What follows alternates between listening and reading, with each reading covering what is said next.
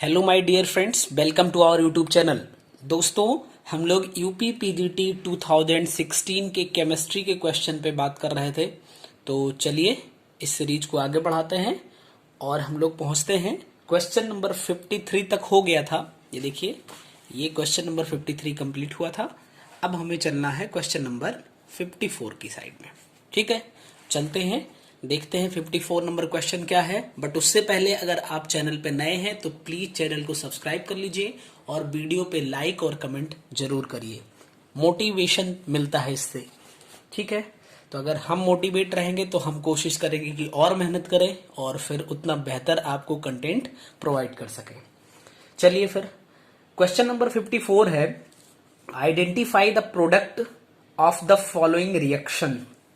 देखिए, एक reaction given है, यहां पे बेंजिल क्लोराइड दिया हुआ है, CH2Cl, इसके 2 मॉलिक्यूल्स हैं और इसका रिएक्शन AlCl3 से करवा के यहां पे P, इसी प्रोडक्ट का आपको नेम बताना है। तो चलिए फिर देखते हैं कि इसका नेम कैसे, प्रोडक्ट क्या होगा। ठीक है, तो हम लिख लेते हैं यहां पे बेंजिल क्लोराइड। ठीक है, हम इसको CH2Cl कह देते हैं और दूसरे मॉलिक्यूल को भी हम साथ में लिख लेते हैं, ये आपका हो जाएगा CH2Cl।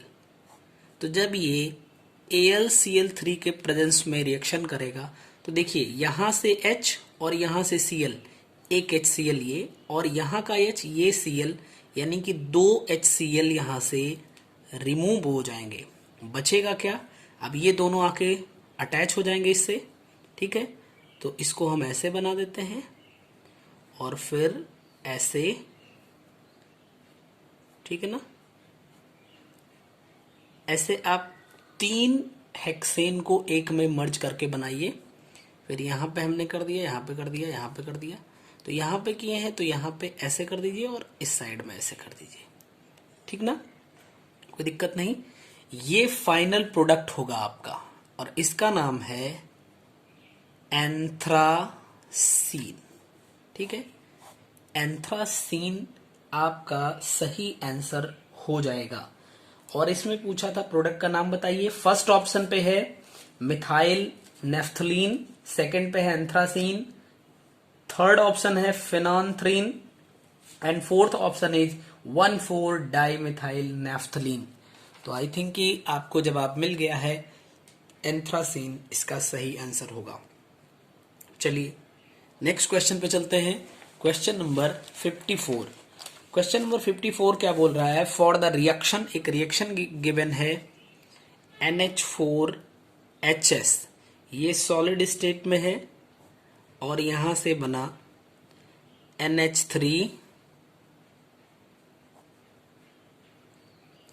एंड प्लस H2S, ये दोनों ही गैसियस स्टेट में है। ठीक है, अब आपसे पूछा गया है for the given reaction the equilibrium pressure is 6 atm, means जो इक्विलिब्रियम प्रेशर है, ठीक है, वो कितना है? 6 atm है। Then what will be the value of Kp for the reaction? आपको Kp की वैल्यू फाइंड करनी है। तो आप देखिए, अगर हम Kp को लिखें तो व्हाट वी कैन राइट, यहां पे प्रोडक्ट जो है तो एक है NH3, एक H2S, तो NH3 का प्रेशर यानी प्रेशर ऑफ NH3 और इनटू प्रेशर ऑफ H2S, अगर हम इसको पता कर लें तो काम हो जाएगा। अब देखिए, प्रोडक्ट का इक्विलिब्रियम कंडीशन में प्रेशर 6 atm है और इन दोनों के नंबर ऑफ मोल्स इक्वल हैं, तो नंबर ऑफ मोल इक्वल है मींस जितना इसका प्रेशर होगा उतना ही इसका प्रेशर होगा और दोनों मिला के है 6 atm, इसका मतलब 3 atm ये है और 3 atm ये है। वैल्यू सब्स्टिट्यूट कर दो, Kp is equal to 3 atm into 3 atm, total बन जाएगा आपका Kp is equal to 9 atm square और यही आपका आंसर हो जाएगा, यही आपका आंसर हो जाएगा। देख लेते हैं, ये है ऑप्शन नंबर सी और यही सही होगा। ठीक ना, चलिए अगले क्वेश्चन पे चलते हैं। नेक्स्ट क्वेश्चन है question number 56। With which of the following Friedel crafts reaction does not go very fast. Given है आपको कि 4 ऑप्शन पे है। First option is, this is question number 56। First option is pyrrole, second option is thiophene,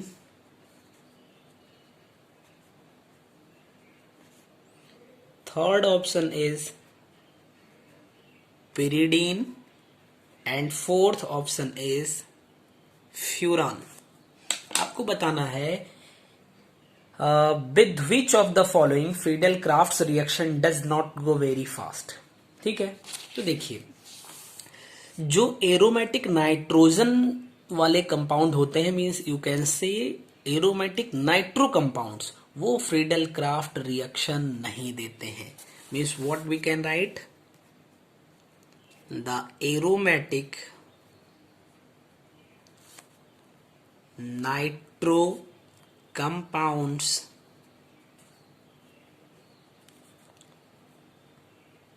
does not give Friedel-Crafts reaction। Means अब देखिए यहां पे ये एरोमेटिक नाइट्रोजन कंपाउंड जो होंगे वो फ्रीडल क्राफ्ट रिएक्शन नहीं देते हैं। अब अगर इसमें देखा जाए तो जो पिरीडीन होता है, pyridine does not gives Friedel Crafts reaction. क्यों नहीं देता है? Because the lone pair of nitrogen, जो नाइट्रोजन में अगर आप देखिए तो ये है पिरीडीन, यहां पे नाइट्रोजन होगा। ये जो लोन पेयर होता है, the lone pair of nitrogen does not take part in resonance. तो जो रेजोनेटिंग स्ट्रक्चर फॉर्म करते हैं हम, तो रेजोनेंस में ये इलेक्ट्रॉन पार्टिसिपेट नहीं करता है। तो क्या लिख सकते हैं, doesn't take part in resonance with benzene ring। ठीक है, तो देखिए पिरीडीन पे जो नाइट्रोजन का लोन पेयर इलेक्ट्रॉन है, ये रेजोनेंस में पार्टिसिपेट नहीं करता। यही वजह है कि पिरीडीन फ्रीडल क्राफ्ट रिएक्शन नहीं देगा। तो इसमें आप 4 ऑप्शन में देखिए पिरीडीन आपका सही जवाब हो जाएगा। नेक्स्ट क्वेश्चन पे चलते हैं, क्वेश्चन नंबर 57। देखिए क्या है 57 number question. Which of the following pairs of solutions is isotonic pair at the same temperature? यानी टेम्परेचर को कांस्टेंट कर दिया गया। You can write here temperature constant है। अब देखिए फर्स्ट ऑप्शन पे है 0.1 m glucose and 0.1 m KCl। Second option है 0.m glucose and 0.1 m MgCl2। Third option है 0.1 m KCl and 0.1 m K2SO4। Fourth option is 0.1 m K2SO4 and 0.1 m CdNO3 whole twice. ठीक है, तो देखिए ये आपका सॉल्यूशन से, सॉल्यूशन चैप्टर है क्लास 12th में, वहां पर बेस्ड क्वेश्चन है ये। तो देखिए अगर इसको सॉल्व करना है तो हम कैसे इसको सॉल्व कर सकते हैं। क्वेश्चन में कहा है with which of the following, which of the following pair solution is isotonic. तो आइसोटोनिक सॉल्यूशन है मींस कि यहां पे जो इसका प्रेशर होगा वो इक्वल होना चाहिए। प्रेशर इक्वल टू हम जनरल इक्वेशन जानते हैं, this is proportional to Ct। ओके, again osmotic pressure is proportional to concentration and temperature. Again what we can write, C in place of C we can write N upon V into T. Okay, इसको हम remove करेंगे proportional symbol को, then we get a constant NVST। Constant को हम S से represent कर रहे हैं, means we can write pi V equal to NST। ठीक है ना। तो अब देखिए, इट मीन्स कि अगर हम पाई के इक्वल N/B को C बोलेंगे तो CST इक्वल टू CST। अब देखिए कांस्टेंट टेम्परेचर तो कांस्टेंट कर दिया है, S भी कांस्टेंट है, यानी C1 C2 होगा चेंज, तो C1 इक्वल टू C2 यहाँ पे आ जाएगा, यानी कंसंट्रेशन दोनों का इक्वल होना चाहिए। And for this we can write N1 upon B1 equal to N2 upon B2। Means ये किस पे डिपेंड कर रहा है, नंबर ऑफ मोल्स पे। और वैसे भी अगर आप देखना चाहें तो ये जो ऑस्मोटिक प्रेशर होता है, ऑस्मोटिक प्रेशर ये सॉल्यूशन की कोलिगेटिव प्रॉपर्टी होती है। Means what we can write, osmotic pressure is a colligative property of solution, so it depends upon number of, ये किस पे डिपेंड करेगा, ये जो हमारे मॉलिक्यूल्स हैं यानी मॉलिक्यूल्स पे, या फिर अगर ये डिसोसिएट हो रहे हैं तो आयंस पे। तो means depends upon the number of molecules or ions. ठीक, तो चलिए, ये तो मैंने पूरा लिख दिया, आप लोगों को दिखा नहीं होगा, अभी दिख रहा होगा। Osmotic pressure is a colligative property of solution, so it depends upon number of molecules or ions। अभी यहां पे देखिए, इसमें देखिए तो ये डिसोसिएट ही नहीं होगा तो बात ही खत्म हो गई। ये डिसोसिएट होगा तो 2 आयंस देगा, ये डिसोसिएट नहीं होगा ये 3 आयंस देगा, ये 2 आयंस देगा और ये 3 आयन देगा, इक्वल नहीं है। यहाँ पे 3 आयन, यहाँ पे 3 आयन। देखिए इसमें 2K प्लस और एक SO4 डबल माइनस, एंड यहाँ पे एक CD double plus and 2 NO3 single minus. तो मीन्स यहाँ पे जो नंबर ऑफ आयंस हैं वो इक्वल हैं, दैट्स वाई इनका जो ऑस्मोटिक प्रेशर होगा वो इक्वल होगा, मीन्स ये आइसोटोनिक सॉल्यूशन हो जाएंगे। नेक्स्ट क्वेश्चन पे चलेंगे, क्वेश्चन नंबर 58। क्वेश्चन नंबर 58 की बात करी जाए, what is question number 58? Which of the following pairs is isostructural? Isostructural means जिनका स्ट्रक्चर सेम हो। ऑप्शन पे है, ऑप्शन ए है XeF4, NiCN whole 4 2 minus. Option B is XeF4 and NiCO whole 4. Option C is XeO3 and ClF3. Option D is BF3 and ClF3. Okay, तो अब सारे का structure पहले हम लोग देख लें अगर जल्दी से, तो थोड़ा इजी हो जाएगा। देखिए सबसे पहले बात कर लेते हैं XeF4 का। तो Xe कर दिया हमने 1 2 3 4, यहाँ पे F कर देते हैं, एक लोन पेयर यहाँ पे हो जाएगा, एक लोन पेयर यहाँ पे हो जाएगा। अगर आप यहाँ से इसको ऐसे मैच करवा दिए, then you got square planar. Next देखिए NiCN whole 4 NiCN whole 4 double minus, ये भी आपका स्क्वायर प्लेनर है। ठीक, दोनों स्क्वायर प्लेनर हो जाएंगे। HCF4 का हमने देख लिया, NiCO होल 4, तो NiCO4 का जो स्ट्रक्चर होता है वो टेट्राहेड्रल होता है, ये टेट्राहेड्रल स्ट्रक्चर होता है आपका। ठीक, टेट्राहेड्रल स्ट्रक्चर। सेकेंड पे नेक्स्ट चलते हैं, और कौन सा है, XeO3, तो मीन्स XeO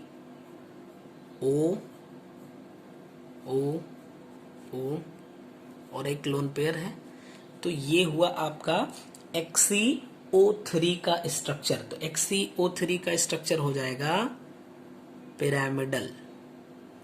नेक्स्ट पे ClF3 पे अगर आए तो ClF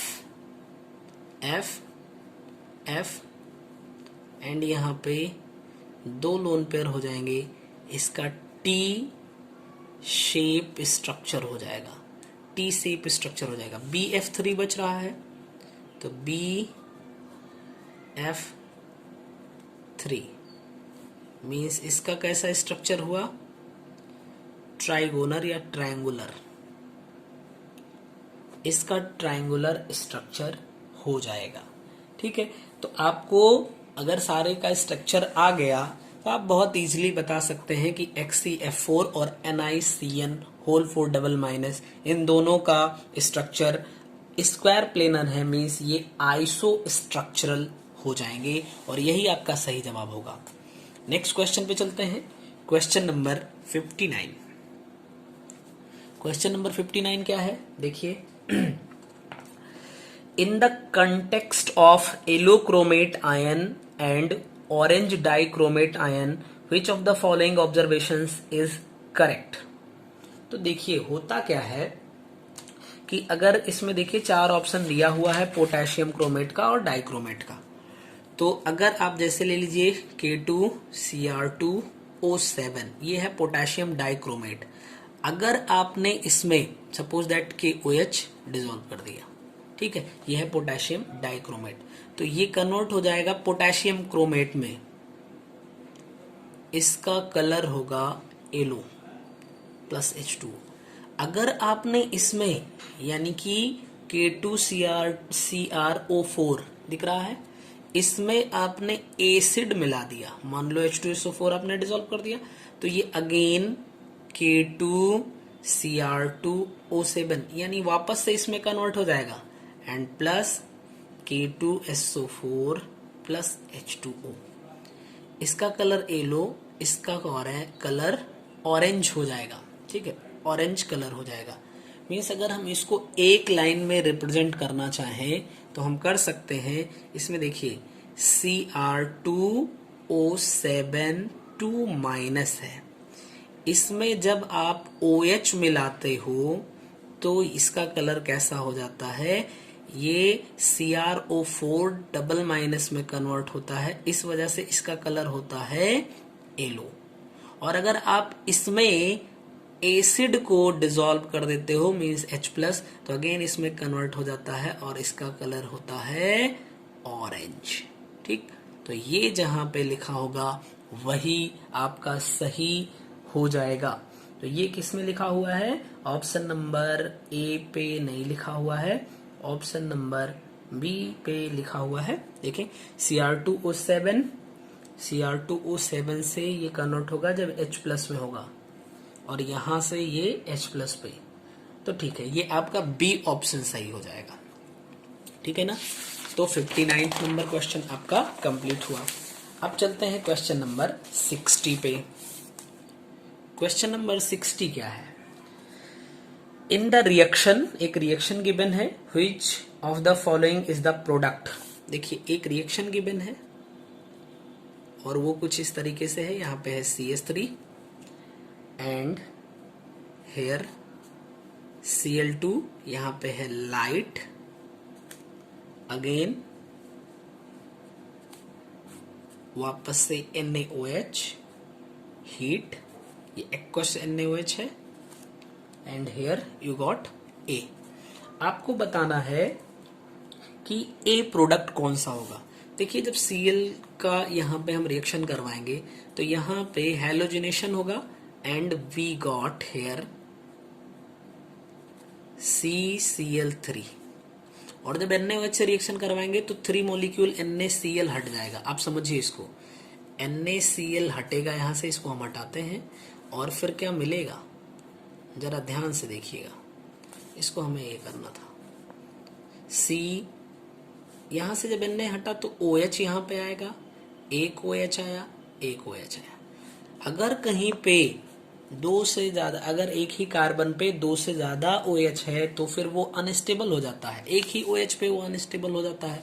तो फिर क्या होगा, यहाँ से 1 मॉलिक्यूल H2O रिलीज करेगा और कन्वर्ट किस में हो जाएगा, जरा ध्यान से देखिए, बचेगा COOH, मीन COOH, और ये है आपका बेंजोइक एसिड। इसको आप कह सकते हैं टोलुइन, इसको आप कह सकते हैं बेंजोइक एसिड। ठीक है, तो ये है आपका ऑप्शन नंबर डी जो कि सही हो जाएगा। नेक्स्ट क्वेश्चन पे चलते हैं, क्वेश्चन नंबर 61। क्वेश्चन नंबर 61 है, no Bragg reflection of X rays from a crystal will be observed if D is smaller than, यानी D किससे स्मॉल हो जाए तो रिफ्लेक्शन नहीं होगा। अब समझिए, हमें पता है ब्रैग्स इक्वेशन क्या है, आप सारे लोगों को पता होगा, n lambda is equal to 2D sine theta. ठीक है, थीटा इंक्लिनेशन है, D डिस्टेंस बिटवीन 2 लेयर्स हो जाएगा 2D, और लैम्डा तो वेवलेंथ है, और n क्या है, ये आपका बताएगा ऑर्डर ऑफ रिफ्लेक्शन। n जो होगा वो ऑर्डर ऑफ रिफ्लेक्शन को बताएगा। ठीक, ये जनरल बात हुई, लेकिन ये क्वेश्चन इस पर बेस्ड नहीं है, ये इसकी लिमिटेशन पे बेस्ड है। तो for high order reflection are limited, यानी हाई ऑर्डर रिफ्लेक्शन जो होते हैं वो लिमिटेड होते हैं बाय द रिलेशन। कौन से रिलेशन से, n lambda is less or equal to 2D। अगर इसको हम n इक्वल टू 1 कर लें then we get lambda plus minus 2D। Okay, means D plus minus lambda upon 2। ठीक ना, तो यहाँ पे ऑप्शन में देखिए, ये है आपका ऑप्शन नंबर बी, और यही आपका सही हो जाएगा। ठीक, कोई दिक्कत नहीं। चलिए नेक्स्ट क्वेश्चन पे चलते हैं, क्वेश्चन नंबर 62 पे बात कर ली जाए। क्वेश्चन नंबर 62 है, which one of the following is responsible for lesser pressure of a real gas in comparison to an ideal gas, यानी 4 ऑप्शन में से कौन सा रिस्पॉन्सिबल होता है लेस प्रेशर के लिए, किसके, रियल गैस के, in comparison to ideal gas. ठीक है, यानी आइडियल गैस के कंपैरिजन में रियल गैस का प्रेशर लो होता है, इसके लिए कौन रिस्पॉन्सिबल होता है। फर्स्ट है finite size of molecules, second है enhancement of kinetic energy of molecules, third है विस्कोसिटी, फोर्थ है इंटरमॉलिक्यूलर फोर्स। तो बस यही रिस्पॉन्सिबल है, जो इंटरमॉलिक्यूलर फोर्स है यही रिस्पॉन्सिबल होता है लेस प्रेशर के लिए। ठीक, इजी क्वेश्चन है। चलिए नेक्स्ट क्वेश्चन पे चलते हैं, question number 63। The cation that initiates blood clotting and is also known to trigger muscle contraction is Na plus, Ca double plus, K plus, Fe double plus. तो आप देखिए यहाँ पे Ca2 प्लस की बात हो रही है, यानी इसके यूज की बात हो रही है। तो आप देख लीजिए, Ca डबल प्लस का यूज होता है नंबर 1 ब्लड क्लॉटिंग में। पहली बात, ब्लड क्लॉटिंग में इसका यूज होता है। दूसरी बात, इसका यूज होता है ट्रांसमिशन ऑफ नर्व सिग्नल, या फिर आप इसको एक दूसरा वर्ड है इम्पल्स भी लिख सकते हैं। ठीक है, नेक्स्ट यूज हो जाएगा आप इसका जो मसल्स होती हैं उनके कॉन्ट्रैक्शन में या रिलैक्सेशन में, मीन्स कह सकते हैं contraction and relaxation of muscles. ठीक, नेक्स्ट यूज आप इसका लिख सकते हैं कीपिंग नॉर्मल हार्ट बीट, यानी ब्लड प्रेशर को भी ये मेंटेन करता है, हार्ट बीट को ये नॉर्मल रखता है। नेक्स्ट कह सकते हैं building a strong bone and teeth. ठीक है, यानी कि टीथ और बोन को स्ट्रॉन्ग करने में भी कैल्शियम हेल्पफुल होता है। ठीक है, तो ये Ca++ का यूज हुआ। ऐसे ही अगर आप देखिए पोटेशियम का यूज देखिए K+ का, और Na+ का भी यूज देखिए, तो पोटेशियम का भी use transmission of nerve signals में होता है या नर्व इम्पल्स में होता है। Contraction and relaxation of muscles में भी इसका यूज होता है। And third use keeping normal heart beat, यानी पोटेशियम का यूज ये 3 जगह पे होता है मेनली। ऐसे ही सोडियम को देखिए तो ट्रांसमिशन ऑफ नर्व सिग्नल में इसका या नर्व इम्पल्स में, और contraction and relaxation of muscle में। और एक और जो मेन यूज है इसका हम लिख सकते हैं वाटर बैलेंस इन बॉडी।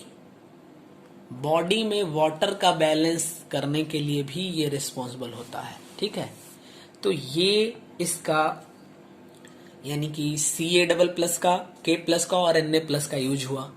तो यहाँ पे क्वेश्चन था आपका the cation that initiates blood clotting and trigger muscle contraction.